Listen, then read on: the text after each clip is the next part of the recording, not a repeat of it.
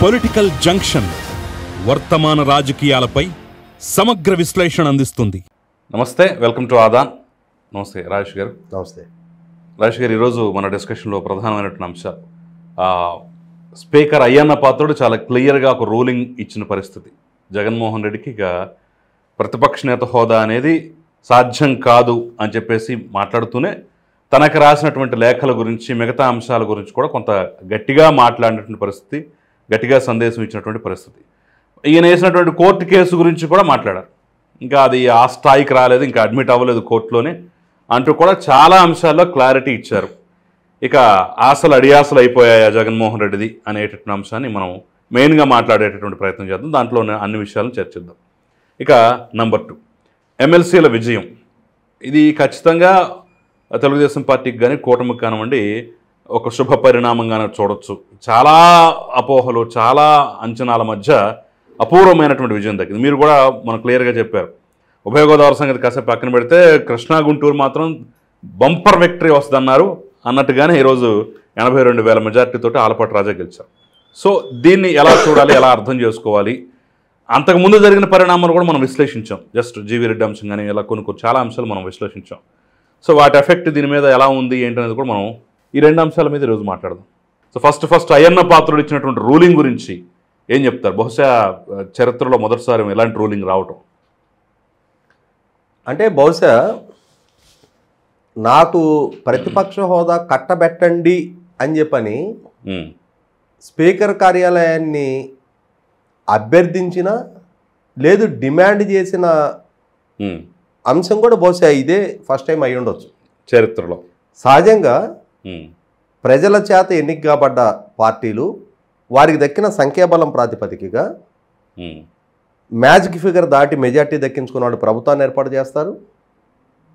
ఆ స్థాయి సంఖ్యాబలం దక్కని వాళ్ళు ప్రతిపక్షంలో కూర్చుంటారు.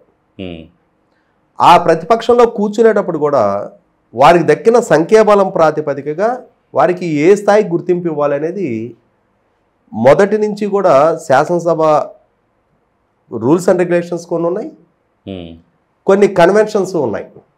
అంటే సభ నియమాలు కొన్ని ఉన్నాయి, కొన్ని సాంప్రదాయాలు ఉన్నాయి. ఎమ్మెల్యేగా ప్రమాణ స్వీకారం చేసిన రోజు సాక్షాత్తు జగన్మోహన్ రెడ్డి గారు ఏమని ప్రమాణ స్వీకారం చేశారు? శాసనసభ్యుడిగా ఎన్నికైన నేను సభ నియమాలకు, సభ సాంప్రదాయాలకు కట్టుబడి ఉంటాను అని చెప్పని ప్రమాణ స్వీకారం చేశాడు. అవును. ఏ సభలో అయితే సభ నియమాలకు, సభ సాంప్రదాయాలకు కట్టుబడి ఉంటానని చెప్పని ప్రమాణ స్వీకారం చేశారో అదే సభలో నియమాలు ఉల్లంఘించండి, సాంప్రదాయాలు తొంగలో తొక్కండి, నాకు ప్రతిపక్ష హోదా ఇస్తేనే నేను సభకు హాజరవుతా, హాజరు కాకు నష్టపోయేది ఎవరు? మిమ్మల్ని ఎన్నుకున్న ప్రజలు. ఆ ప్రజల నమ్మకాన్ని కోల్పోయేది మీ రాజకీయ భవిష్యత్తు. అంతేగాని ఇవాళ పిల్లల్ని ఇళ్లలో చూస్తూ ఉంటాం. ఒక్కోసారి పెద్దలు ఏదైనా అంశంలో మందలించగానే అలిగి మేము అన్నం తినము అంటారు. అవును. కొంతమంది పెద్దలు ఏం చేస్తారంటే ఆ పుత్రవాత్సల్యంతో బొజ్జగిచ్చి, అరే కాదురా బాబు అన్నం తినరా, ఇదిగో నా నాన్న కదా, నువ్వు అడిగింది చేద్దాంలే అంటే ఈ ప్రొటెస్ట్ చేయటం ద్వారా తాము అనుకున్న డిమాండ్లని సాధించుకునే ప్రయత్నం కొంతమంది చేస్తారు. కొంతమంది కరుగ్గా ఉండే తల్లిదండ్రులు ఏమంటారంటే ఏం పర్లా మాడు, ఒక పూట మాడితే దండగా రాదులే, కడుపు కాలితే రేపు పొద్దున నీకే బుద్ధి వచ్చుద్ది అని చెప్పని మందలిస్తారు. ఇక్కడ బొజ్జగిచ్చే తల్లిదండ్రులని తప్పట్టాల్సిన అవసరం లేదు. వీడి పెంకితనాన్ని కట్టడి చేయడం కోసం మందలించే తల్లిదండ్రుల్ని తప్పుపట్టాల్సిన అవసరం లేదు. ఇప్పుడు అయ్యన్న పాత్రుడు మందలించే తండ్రి పొజిషన్లో ఇవాళ స్పీకర్గా ఉన్న అయ్యన్న పాత్రుడు గారు జగన్మోహన్ రెడ్డి గారు లేవనెత్తిన గొంతెమ్మ కోరిక విషయంలో ఈరోజు ఆయన ఏదో జగన్మోహన్ రెడ్డి గారు అడిగారు కదా అని చెప్పని ఇచ్చేస్తే సో అండ్ సో సభలో అక్కడ స్పీకర్ హోదాలో ఉన్న అయ్యన్న పాత్రుడు గారు ఈ విధమైన నిర్ణయం తీసుకున్నారు అనేది రేపటి రోజున సభలో అదొక సాంప్రదాయంగా మారుతుంది. అలా మార్చే హక్కు స్పీకర్ గారికి కూడా లేదు. ఎందుకంటే గత సాంప్రదాయాలు ఉన్నాయి, కళ్ళ ముందున్న చారిత్రక వాస్తవాలు ఉన్నాయి. 1994లో ఉమ్మడి రాష్ట్రంలో ఆ రోజు కాంగ్రెస్ పార్టీ 89 నుంచి 94 దాకా కాంగ్రెస్ పార్టీ అధికారంలో ఉంది. అధికారంలో ఉన్న కాంగ్రెస్ పార్టీ ఎన్నికలను ఎదుర్కొన్న సందర్భంగా తెలుగుదేశం మిత్రపక్షాల కన్నా కూడా తక్కువ స్థాయికి పరిమితం అయిపోయింది. తెలుగుదేశం పార్టీతోటి కలిసి పోటీ చేసిన కమ్యూనిస్ట్ పార్టీలకు 35 అసెంబ్లీ సీట్లు వస్తే అప్పటి వరకు అధికారంలో ఉన్న కాంగ్రెస్ పార్టీ 26 స్థానాలకు పరిమితం అయింది. 294 అసెంబ్లీ సంఖ్యాబలం. 294 మంది ఉన్న సభలో 10వ వంతు సంఖ్యాబలం దక్కితేనే ప్రతిపక్ష హోదా దక్కడానికి ఆస్కారం ఉంది. అంటే 30 మంది శాసనసభ్యులు ఉంటేనే కాంగ్రెస్ పార్టీకి ప్రతిపక్ష హోదా ఇవ్వడానికి ఆస్కారం ఉంది. కాంగ్రెస్ పార్టీకి 26 స్థానాలే వచ్చినాయి. అంటే అప్పుడు ఇంకెన్ని సంఖ్య తగ్గింది? 4 కదా. అంటే 294 మంది ఉన్న సభలో 4 తగ్గాయి. అరే తగ్గింది 4 కదా, మాకు అవకాశం ఇవ్వండి అని చెప్పని నాటి కాంగ్రెస్ పార్టీ ప్రాధేయపడలా ప్రభుత్వాన్ని, స్పీకర్ గారిని. మాకు దక్కిన అవకాశంతో మా వాడిని బలంగా వినిపించగలం అని చెప్పని ఆత్మవిశ్వాసంతో ఆ రోజు కాంగ్రెస్ పార్టీ శాసనసభ పక్ష నాయకుడిగా పీజీఆర్ గారు అవిశ్రాంత పోరాటం చేశాడు ఆ ఉన్న సంఖ్యాబలంతో నాటి ప్రభుత్వం మీద. మరి 1984లో ఇందిరాగాంధీ గారి హత్య జరిగిన తర్వాత ఆ రోజు కాంగ్రెస్ పార్టీ దేశవ్యాప్తంగా 400 పైగా స్థానాలతో అధికార పక్షంగా ఉంది. ఆ రోజు ఆంధ్రప్రదేశ్ రాష్ట్రంలో తెలుగుదేశం పార్టీకి దక్కిన 30 పార్లమెంటు స్థానాలతోటి తెలుగుదేశం పార్టీయే పార్లమెంట్లో అతిపెద్ద ప్రతిపక్ష పార్టీ. అతిపెద్ద ప్రతిపక్ష పార్టీయే కానీ పార్లమెంటు సంఖ్యాబలమైన 544లో 10వ వంతు రాలేదు కాబట్టి ప్రధాన ప్రతిపక్ష హోదా ఇవాళ తెలుగుదేశానికి ప్రతిపక్ష గ్రూపుగా గుర్తించారు. అలాగే ఇవాళ ఆంధ్రప్రదేశ్ రాష్ట్ర శాసనసభలో కూడా 175 మంది సంఖ్యాబలం ఉన్నప్పుడు జగన్మోహన్ రెడ్డి గారికి 18 మంది కనుక దక్కుంటే ఆ 18 మందిని ఆయన ఎవరిని ప్రాధేయపడవసరలా, అభ్యర్థించవసరలా. 18 సంఖ్యాబలం ఎవరివ్వలేదు? ప్రజలు నీకు 11 చాలు అన్నారు. 2014 నుంచి 19 వరకు ప్రధాన ప్రతిపక్ష నాయకుడిగా కొనసాగించారు. అదే ప్రజలు 2019 నుంచి 24 దాకా ముఖ్యమంత్రి హోదా ఇచ్చారు. అదే ప్రజలు ఇవాళ అటు ప్రతిపక్ష హోదా ఇటు ముఖ్యమంత్రి పదవి రెండూ కాకుండా పులివెందుల ఎమ్మెల్యే స్థాయికి పరిమితం చేశారు. ఇది ప్రజలు ఇచ్చిన తీర్పు. ప్రజలు ఆ తీర్పు ఇచ్చినప్పుడు సభ సంఖ్యాబలంలో 10వ వంతు ఉండి తీరాలి అనే రూల్ కళ్ళ ముందు కనిపిస్తా ఉన్నప్పుడు స్పీకర్ కార్యాలయం ఎలా ఉల్లంఘించి నిర్ణయం తీసుకుంటుంది? ఖచ్చితంగా. కాబట్టి ఇక్కడ 100కి 100 పాళ్ళు జగన్మోహన్ రెడ్డి గారు లేవనెత్తుతున్న డిమాండ్ అసంబద్ధమైనది. సభ నుంచి పారిపోవడానికి, సభలో పాల్గొనే నైతికత ధైర్యం లేక ఆయన పరాయణవాదానికి ఒక ముసుగేసుకుంటున్నాడు. ఈ డిమాండ్ వాళ్ళు ఎటు పరిగణలోకి తీసుకోలేదు కాబట్టి దీన్ని సాగ్గా చూపించి ప్రభుత్వానికి మరకట్టిచ్చేసి ప్రభుత్వం మీద నిందలు మోపేసి మనం హ్యాపీగా మన ఇంట్లో కూర్చొని మనకు నచ్చిన వాళ్ళతోటి ప్రెస్ మీట్ పెట్టి దాంట్లో మనం ఇచ్చిన ప్రశ్నలు వాళ్ళు అడుగుతారు, నాకు రాసిచ్చిన సమాధానాలు నేను చెప్తా, అందులో కూడా ఎడిటింగ్ చేసి ఆ రికార్డెడ్ వీడియో బయటికి రిలీజ్ చేయొచ్చు అని చెప్పని ఒక భావజాలంతో తనను తాను పారిపోవడానికి సమర్థింపుగా ఈ కోరిక తీసుకొస్తా ఉన్నాడు. దానికోసం ఈ విషయంలో నేను క్షమిస్తున్నాను అని కూడా స్పీకర్ కామెంట్ చేసినట్టున్నారు. అంటే జూన్లో ఈయన స్పీకర్ కార్యాలయానికి ఒక లేఖ రాశాడు. స్పీకర్ కార్యాలయాన్ని బెదిరిస్తున్నట్టుగా అబద్ధాలతోటి ఒక లేఖ రాయటం జరిగింది. పైగా ఆనాటి నుంచి ఈనాటి దాకా స్పీకర్ కార్యాలయాన్ని, శాసనసభని, ప్రభుత్వాన్ని అసత్య ప్రచారాలతోటి విమర్శిస్తూ ఉన్నాడు జగన్మోహన్ రెడ్డి గారు. ఈ నేపథ్యంలోనే స్పీకర్ గారు ఇవాళ ఈ అంశం కూడా ప్రస్తావించడం జరిగింది. క్షమించి వదిలేస్తున్నా, లేకుంటే స్పీకర్ కార్యాలయానికి దురుద్దేశాలు ఆపాదించినందుకు ప్రివిలేజ్ మోషన్ మూవ్ చేసి ప్రివిలేజ్ కమిటీకి రిఫర్ చేసి జగన్మోహన్ రెడ్డి గారిని శాసనసభ్యుడిగా కూడా డిస్క్వాలిఫై చేయడానికి ఆస్కారం ఉంది. అవును. ఎందుకంటే రాజశేఖర రెడ్డి గారు ముఖ్యమంత్రిగా ఉన్న రోజుల్లో, ఆ రోజు కేఆర్ సురేష్ రెడ్డి గారు స్పీకర్గా ఉన్న రోజుల్లో కేఆర్ సురేష్ రెడ్డి గారిని ఉద్దేశించి ప్రకాశం జిల్లాలో ఒక బహిరంగ సభలోనో ప్రెస్ మీట్లోనో కర్ణం బలరాం గారు బయట ఎక్కడో స్పీకర్ గారిని ఉద్దేశించి నియంత అని ఒక పదం వాడారు అని చెప్పని దాన్ని ప్రివిలేజ్ కమిటీకి రిఫర్ చేసి 6 నెలల పాటు ఆయన శాసనసభ్యత్వాన్ని రద్దు చేశారు. ఆ విస్తృత అధికారాలు సభకున్నాయి. గతంలో రోజా గారిని చూసాం, సంవత్సరం పాటు శాసనసభ్యత్వం నుంచి డిస్క్వాలిఫై చేయడం జరిగింది. కాబట్టి వాళ్ళ అటువంటి చర్యలు తీసుకోకుండా క్షమించి వదిలేస్తున్నా, ఇది నా పెద్ద మనసు అని చెప్పడం జరిగింది. అంటే ఇక్కడ నువ్వు తప్పు చేస్తున్నావు, నువ్వు అల్లరి చేస్తున్నావు, నువ్వు తొండి చేస్తున్నావు, నిందలు మా మీద మోపే ప్రయత్నం చేస్తున్నావు, అయినా సరే ఏదో పిల్లాడు వెళ్ళామని చెప్పని చూస్తున్నట్టు వదిలేస్తున్నామని చెప్పని చెప్పిన విధంగానే ఇక్కడ సహజంగా ఏమవుద్దు, మనకి 33 మార్కులు వస్తే 34 మార్కులు వస్తే 35 పాస్ మార్క్ అయిన దగ్గర అర్రే ఈ ఒక్క మార్కు ఆ వాల్యుయేషన్ చేసిన వాళ్ళు కొంచెం దైదలు చేస్తే పోయేది కదా, పాస్ అయిపోయేవాళ్ళం కదా అని అనిపిస్తుంది. నీకు 10 మార్కులు 12 మార్కులు వచ్చి 20 మార్కులు గ్రేస్ మార్కులు ఏమంటే వేస్తారా? వేరుగా ప్రభుత్వాలు కూడా ఒక్కొక్కసారి 2 మార్కులు 3 మార్కులు గ్రేస్ మార్కులు వేయాలనేది నిర్ణయాలు తీసుకుంటాయి.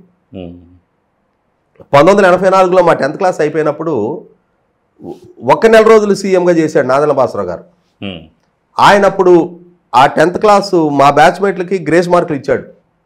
ఆ గ్రేస్ మార్కులతోటి పాస్ అయిన మా క్లాస్మేట్లు కూడా ఉన్నారు.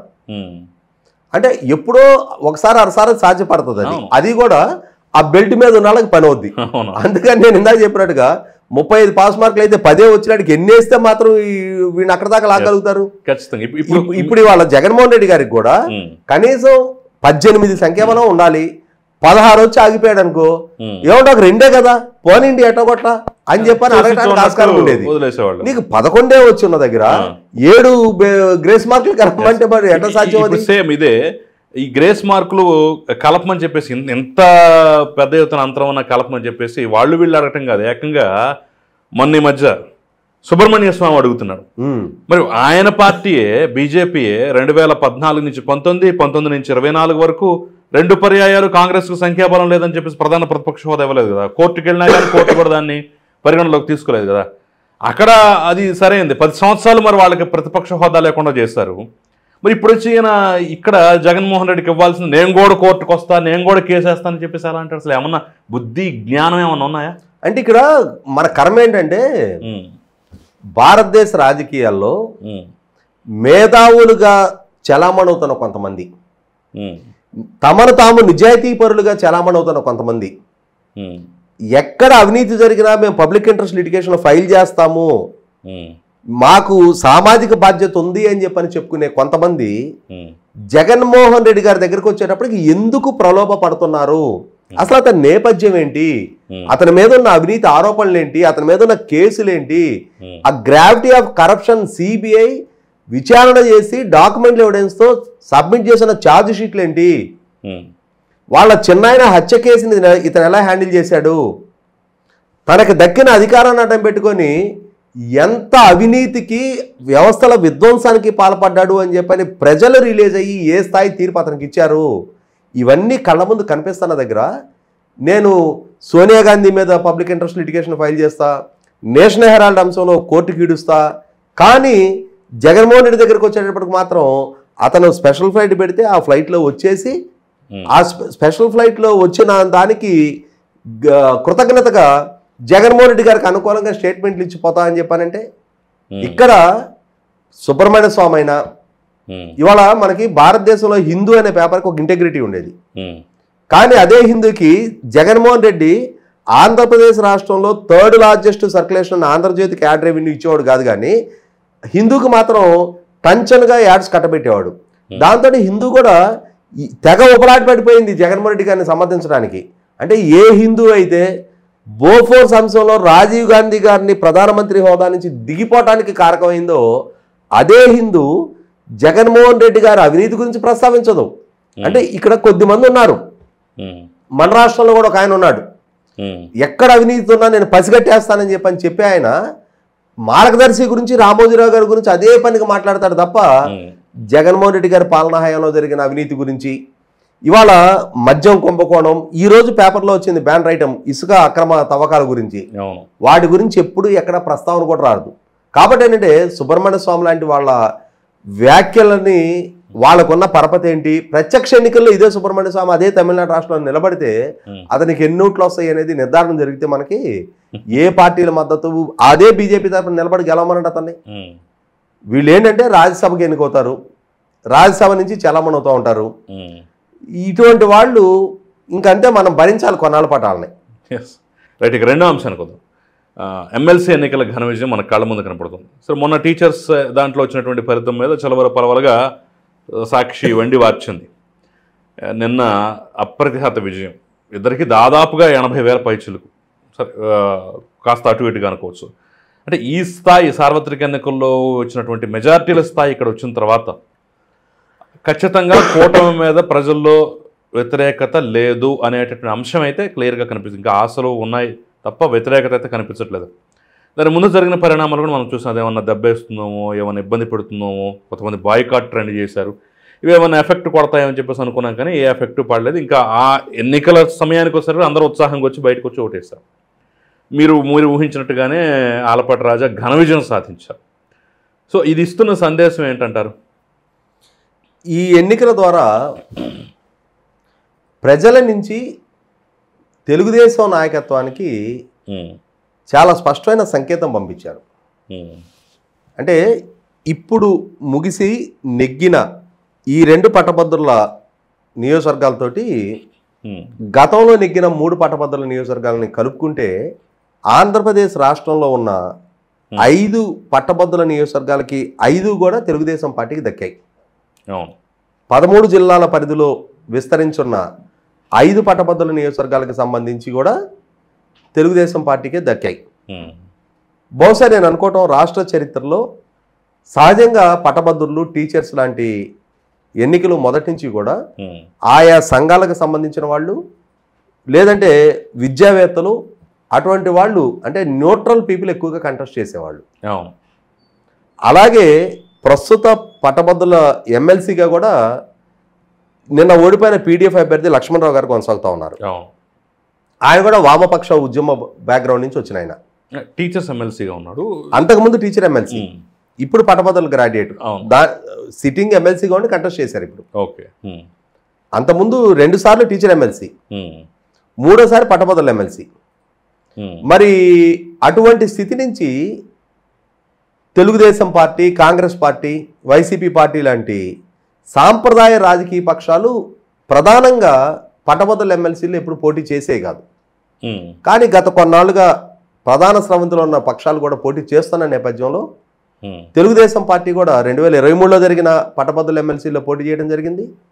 ఆ ఎన్నిక ద్వారా నాడే ప్రజలు ఒక స్పష్టమైన సంకేతం జగన్మోహన్ రెడ్డి గారికి ఇచ్చారు. ఎందుకంటే చదువుకున్న వర్గాలు, రాజకీయ చైతన్యం కలిగి ఉంటారు. ఏ వర్గాలైతే 2019 ఎన్నికల్లో చాలా కీలకంగా జగన్మోహన్ రెడ్డి గారి గెలుపుకి దోహదం చేశారో అవే వర్గాలు 2023 నాటికి మీ పోకడతో మేము ఏకీపించడం లేదు, మీ పోకడ మాకు అనుకూలంగా లేదు, మీ మీద మేము పెంచుకున్న నమ్మకాన్ని వమ్ము చేస్తున్నారు, మీకు మీరే మమ్మల్ని వంచిస్తున్నారు, మీరు 13 జిల్లాలని 13 హైదరాబాదులు చేస్తున్నారు, పారిశ్రామిక పెట్టుబడులు రప్పిస్తున్నారు, వలసలేని ఉపాధి కల్పిస్తున్నారు, మెగా డిఎస్సి కండక్ట్ చేస్తున్నారు, జాబ్ క్యాలెండర్ రిలీజ్ చేస్తున్నారు, వాటిని ఏటిని అమలుపరచడం లేదు.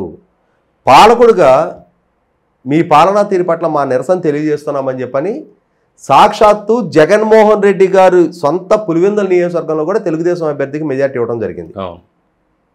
ఒకవేళ రాజకీయపరమైన కొంచెం ఆటుపోట్లు, పట్టు విడుపులు ప్రదర్శించున్నట్టయితే జగన్మోహన్ రెడ్డి గారు ఆ ఎన్నికల ఫలితాలనే సమీక్షించుకొని 175 స్థానాలకు కానీ 108 అసెంబ్లీ నియోజకవర్గాల పరిధిలో జరిగిన ఈ ఎన్నికల్లో మనకి ప్రతికూల ఫలితాలు ఎందుకు వచ్చాయి అని చెప్పని విశ్లేషించుకొని ఆ ఎన్నికల ఫలితాలు బేరీ చేసుకొని ఆయన పాలనా విధానంలో కొంత మార్పు చేసుకోవడానికి ఆస్కారం ఉండేది. కానీ సజ్జల రామకృష్ణారెడ్డి చెప్పినట్టుగా ఆ ఓటర్లు మా ఓటర్లు కాదు, మా ఓటర్లు వేరే ఉన్నారు అని చెప్పని ఒక అవివేకపు, అనాలోచితపు, అసంబద్ధ స్టేట్మెంట్ ఇవ్వడం ద్వారా వాళ్ళు నవ్వులు పాలయ్యారు ప్రజల్లో. ఇక్కడ లక్షల ఓట్లు బ్యాలెట్ విధానంలో పోస్ట్ అయినాయి. అవును. మరి అన్ని లక్షల మంది ఇచ్చిన తీర్పు మీ ప్రభుత్వానికి వ్యతిరేకంగా అంత స్పష్టంగా కనిపిస్తున్న దగ్గర దాన్ని మేము అనలైజ్ చేసుకోము, అసలు ఆ తీర్పును పరిగణలోకి తీసుకోము, మా ఓటర్లు వేరే ఉన్నారు అని చెప్పనే గాలి మేడల్లో నుంచి ప్రజలు సాధారణ ఎన్నికల్లో కూడా ఏ తీర్పు ఇవ్వాలో ఆ తీర్పు ఇచ్చారు. ఇక్కడ గమనించుకుంటే దానికి కీలకంగా దోహదం చేసింది ఏంటి? జగన్మోహన్ రెడ్డి గారి వాగ్దాన ప్రభావంతో ఆయన మాటలు నమ్మారు. ఆయన ఆ సామర్థ్యాన్ని ప్రదర్శించక, ఆ వాగ్దానాన్ని నిలుపుకోక, యువత భవిష్యత్తుని పరిగణలోకే తీసుకోక, నేనేదో డైరెక్ట్ బెనిఫిట్ ట్రాన్స్ఫర్ ద్వారా కొన్ని సంక్షేమ పథకాలు అట్లా భిక్ష వేసినట్టు వేస్తాను, దాంతో మీరు బతికేసేయండి తప్ప మీ భవిష్యత్తును సెక్యూర్ చేసే దిశగా మా పాలన ఉండదు అని చెప్పని ఆయన విధానాలకి నిరసనగా ఆ తీర్పు. అదే సందర్భంలో ఆయనకు ప్రత్యర్థిగా ఉన్న తెలుగుదేశం అభ్యర్థిని గెలిపించడం ద్వారా అప్పటికి నారా లోకేష్ సంకల్పించుకొని కొనసాగిస్తున్న పాదయాత్ర యువగళం, ఆ యువగళం పాదయాత్ర ద్వారా నారా లోకేష్ మళ్ళీ గనక మేము అధికారంలోకి వస్తే మెగా డిఎస్సి కండక్ట్ చేస్తాం, మాకు అధికారం కట్టబెడితే ఈ రాబోయే 5 సంవత్సరాల్లో 20 లక్షల ఉద్యోగ కల్పన చేస్తాం, మాకున్న ట్రాక్ రికార్డు చూడండి, చంద్రబాబు నాయుడు గారికి ఉన్న అనుభవం చూడండి, ఆయనకున్న పరిజ్ఞానం చూడండి, రాష్ట్ర వ్యాప్తంగా దేశవ్యాప్తంగా ఉన్న పారిశ్రామిక వర్గాల్లో ఆయనకున్న గుర్తింపు గౌరవం చూడండి, 2019కి ముందు మేము తీసుకొచ్చి గ్రౌండింగ్ చేసిన పరిశ్రమలు చూడండి, దాని ద్వారా దక్కిన ఉపాధి చూడండి, తద్వారా జరిగిన అభివృద్ధి చూడండి అని చెప్పని ప్రజల్ని యువతని చైతన్యపరుస్తా. జగన్మోహన్ రెడ్డి గారి వంచనతోటి ఒక నైరాశ్యంలో మునిగిపోతున్న యువత, ఆ యువతలో భరోసా నింపుతా. ఆ యువత భవిష్యత్తు పట్ల బెంగతో దిగులు పడుతూ ఉన్న వాళ్ళ తల్లిదండ్రుల్లో కూడా ధైర్యాన్ని నింపే యువగళం పాదయాత్ర ప్రభావంతో ఆ 3 పట్టభద్రుల ఎమ్మెల్సీలు కూడా తెలుగుదేశం నెగ్గగలిగింది.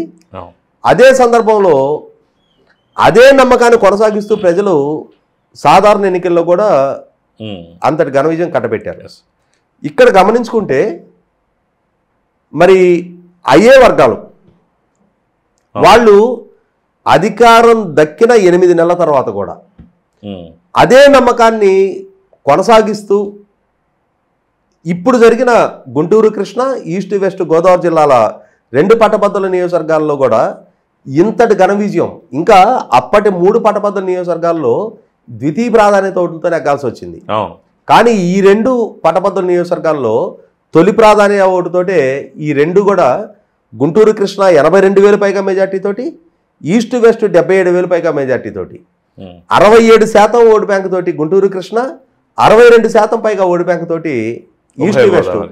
అంటే సాధారణ ఎన్నికల్లో దక్కిన 58% సాధారణ ఎన్నికల్లో దక్కితే ఓటు బ్యాంకు, దానికన్నా 9% అధికంగా గుంటూరు కృష్ణా జిల్లాల్లో, 59% ఈస్ట్ వెస్ట్లో సాధారణ ఎన్నికల్లో దక్కితే దానికన్నా 3% అధికంగా ఈస్ట్ వెస్ట్లో ఇప్పుడు మెజార్టీ దక్కింది అని అంటే ఖచ్చితంగా చదువుకున్న వర్గాలు ఇప్పటికీ నమ్మకంతో ప్రభుత్వం వంక చూస్తూ ఉన్నారు.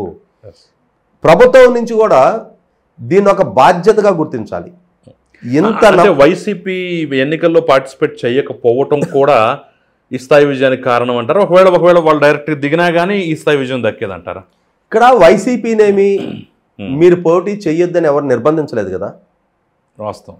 పరిస్థితులు పరిణామాలు కనిపెట్టి నిన్నగాక మొన్న అసెంబ్లీ ఎన్నికలు ఇంత గౌరవం ఎదుర్కొని ఉన్నాం.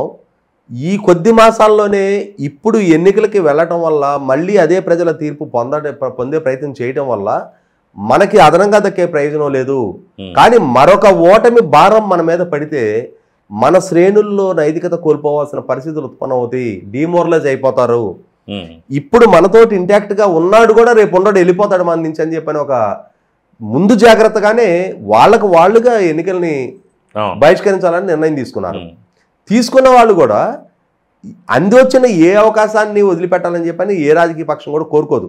అలాగే ఇప్పుడు కూడా జగన్మోహన్ రెడ్డి గారి పార్టీ కూడా పీడీఎఫ్ అభ్యర్థులకి మద్దతు ప్రకటించారు. అక్కడ అంటే అధికారికంగా మద్దతు ఇస్తున్నామని ప్రకటించకున్నా వాళ్ళ శ్రేణులు ప్రచారాలు చేశారు, పాల్గొన్నారు. ఆఖరికి పోలింగ్ బూత్లో ఏజెంట్గా కూడా వాళ్ళే కూర్చున్నారు. ఇప్పుడు నేను నా ఓటేయడానికి వెళ్ళాను. నేను వేమూరు నియోజకవర్గం చుండూరు. ఆ చుండూరులో పీడీఎఫ్ వాళ్ళు ఎవరున్నారు అక్కడ? మా తెలుసు కదా మా మండలంలో పరిస్థితి ఏంటి అనేది. అక్కడ ఉన్నంతా వైసీపీ వాళ్ళే ఉన్నారు. ఓకే, వాళ్ళే ఏజెంట్లు. ఏజెంట్లు బయట స్లిప్పులు రాసి ఇచ్చేవాళ్ళు అందరూ వాళ్ళే ఉన్నారు. కాకపోతే వాళ్ళ దగ్గరికి వెళ్ళి స్లిప్ రాయించుకునేవాడు లేడు. ఇప్పుడు అక్కడ గ్రామీణ ప్రాంతాల్లో పరిస్థితి ఏంటనేది అక్కడ స్థానికంగా మనకు తెలుసు.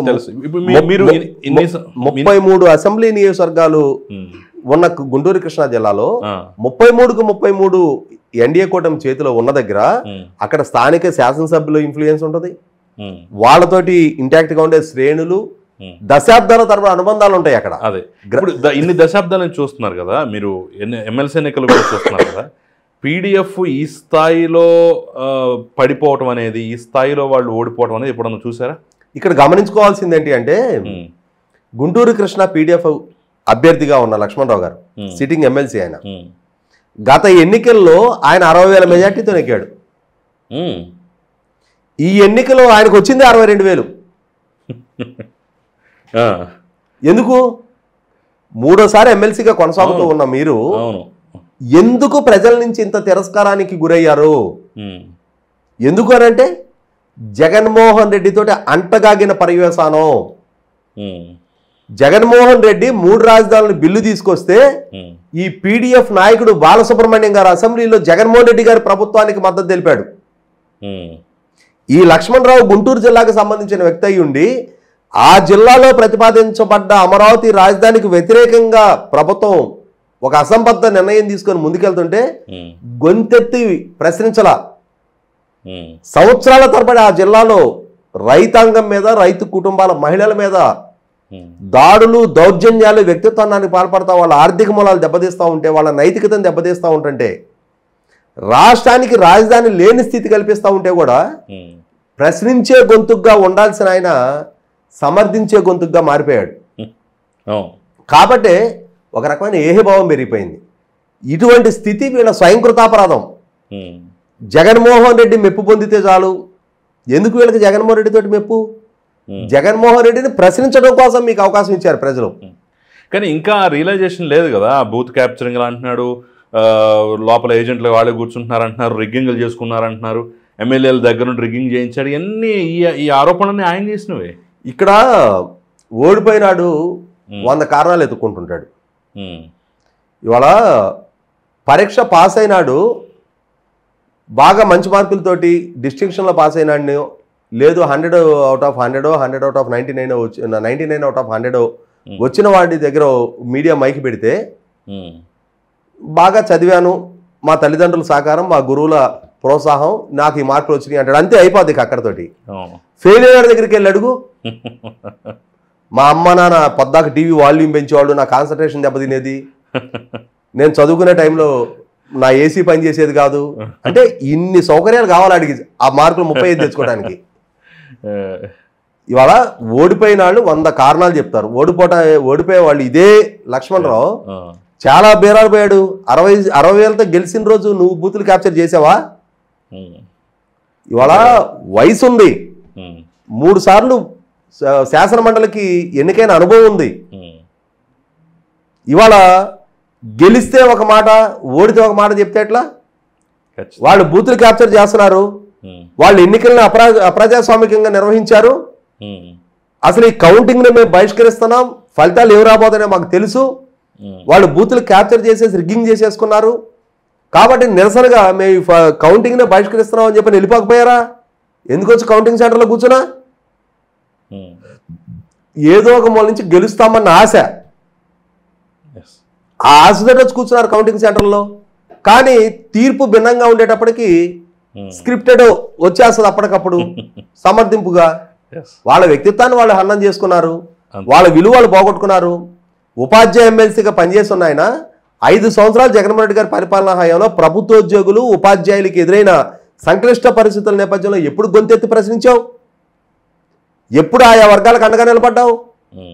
5 సంవత్సరాల జగన్మోహన్ రెడ్డి గారి పాలనా హయాంలో అత్యంత దారుణ వివక్షకు గురైంది ఉపాధ్యాయులు. క్లాస్ రూమ్లో పాఠాలు చెప్తున్న టీచర్ గారి పక్కన పోలీస్ కానిస్టేబుల్ చేరేసి కూర్చున్నాడు. బైండ్ ఓవర్ కేసులు పెట్టారు, ముందస్తు అరెస్టులు చేశారు, ఆఖరిగా మారు వేషాల్లో ట్రైన్ ఎక్కి వెళ్లాల్సిన పరిస్థితులు కల్పించారు, వికలాంగుడుగా నటిస్తూ వెళ్లాల్సిన పరిస్థితులు కల్పించారు. ఆ రోజు గొంతెత్తి ప్రశ్నించని లక్ష్మణరావుని వైన్ షాప్ దగ్గర కాపలా పెట్టారు కదా కరోనా టైంలో. టైంలో కాబట్టి ఇవేవి ప్రజల పరిగణలోకి తీసుకోరు.